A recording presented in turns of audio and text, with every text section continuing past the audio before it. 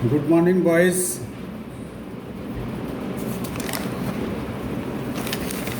Class 12 भारतीय अर्थव्यवस्था का विकास में हमने 2 पॉइंट पढ़ा दिए थे। तीसरा पॉइंट है ब्रिटिश शासन के अंतर्गत विदेशी व्यापार। ब्रिटिश शासन के अंतर्गत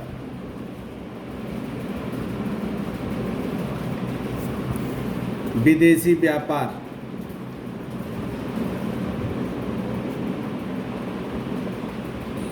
हमारे स्वतंत्रता प्राप्ति के बाद 6 प्रकार के हमें सुविधाएं हुई। उसमें पहला कृषि की क्या दशा थी, फिर औद्योगिक क्या दशा थी, तीसरा है विदेशी व्यापार क्या था। प्राचीन काल से ही विदेशी व्यापार के क्षेत्र में भारत को ऊंचा स्थान प्राप्त था, किंतु भारत में ब्रिटिश शासन के फलस्वरूप इसका अंत हो गया, क्योंकि बारीक कपास, रेशम, लोहे से बनी वस्तुएं, लकड़ी की वस्तुएं, हाथी दांत का काम एवं मूल्यवान रत्न, जितने भी जवाहरात और रत्न थे, उनका निर्यातक के रूप में माना जाता था भारत को। लेकिन ब्रिटिश ने भारत पर जैसे ही कब्जा किया तो कच्चे माल को वो अपने ब्रिटेन भेज के और उसको पक्के माल को बना के, सामान उसका बना के और हमें ही वो बेचता था। इसकी तटकर विभेदक मूलक नीति जो थी वो हमको परेशान करने लगी थी। तो हमारा व्यापार था नंबर 1। इसमें पॉइंट हम लिखेंगे, प्राथमिक उत्पादों का शुद्ध निर्यातक। भारत जो था प्राथमिक उत्पादों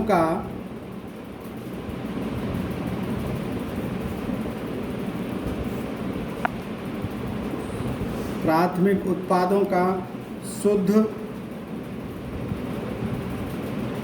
निर्यातक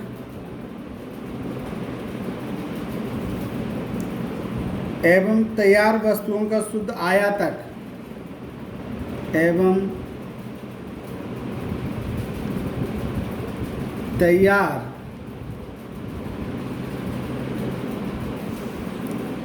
वस्तुओं का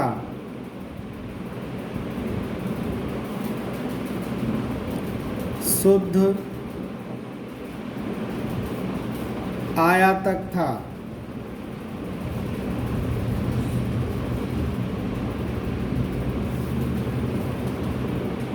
बी पॉइंट, इसमें क्या था कि भारतीय अर्थव्यवस्था के औपनिवेशिक शोषण के कारण कच्चे माल, प्राथमिक वस्तुएं, रेशम, कपास, ऊन, पटसन, नील, चीनी का शुद्ध निर्यातक बन गया था। दूसरी ओर ब्रिटिश इन कच्चे माल को अपने यहाँ ले जाके सूनी कपड़ों से मखमल टाइप के कपड़े बना के इंग्लैंड में उनको उत्पादित करके फिर वापस भारत में भेज देता था। तो इसलिए ये हमको परेशानी होने लगी थी, और क्योंकि वो आयात करता था तो उस पर कर भी जाता था, उनका मूल्य भी ज़्यादा था, हमारा पैसा उनके पास जा रहा था। नंबर 2, भारत के विदेशी व्यापार का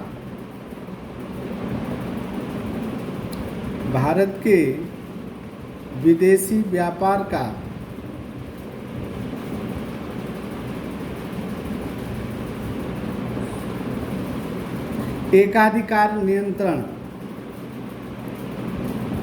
एकाधिकार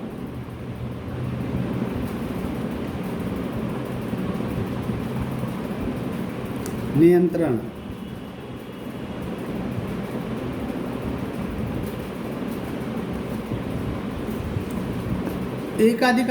तो हम कह ही सकते हैं कि इसलिए एकाधिकार नियंत्रण था कि वो सारा माल हमसे कच्चा माल लेते, ज़बरदस्ती लेते, और उसका हमें कुछ देते भी नहीं थे।